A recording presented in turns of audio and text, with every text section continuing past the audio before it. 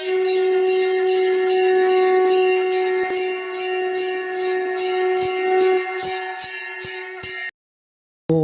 ஸ்ரீ குருப்பியோ நமஹ. ஓம் கம் கணபதயே நமஹ. நம்ம ஸ்ரீநிகேதன் வலைதளம் வாயிலாக முருகப்பெருமானுடைய சாஸ்திரநாமத்திலிருந்து தினம் ஒரு நாமாவளியை செஞ்சுருக்கோம். இன்றைய தினம் 360வது நாமாவளியாக ஓம் திரிகாலக்ஞாய நமஹ.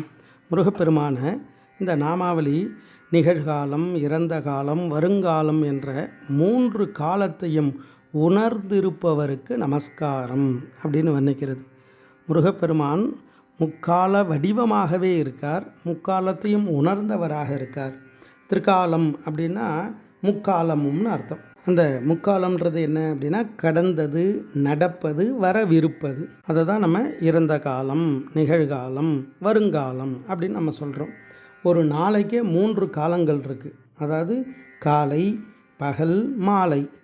அப்போ இந்த 3ம் எதை குறிக்கிறது அப்படின்னா இறைவனுடைய அனுக்கிரகம். முக்காலமும் இறைவனுடைய அருள் நம்ம உயிர்களுக்கு கிடைக்கும். அப்படி முக்கால வடிவமாகவும் முக்காலத்தை உணர்ந்தவராகவும் முருகப்பெருமான் இருக்கார்.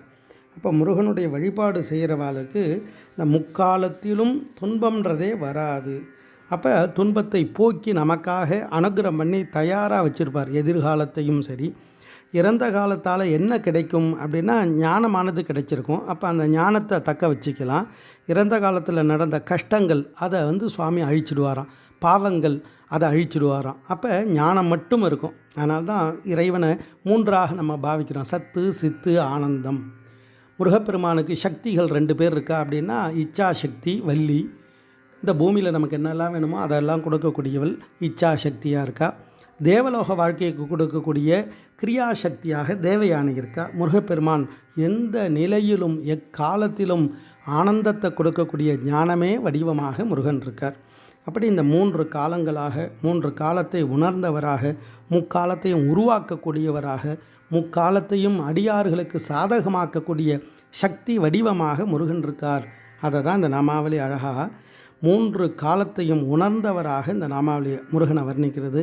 ஓம் திரிகாலக்ஞாய நமஹ. ஸ்ரீ குருப்பியோ நமஹ. ஓம் சும் சுப்பிரமணியாய நமஹ.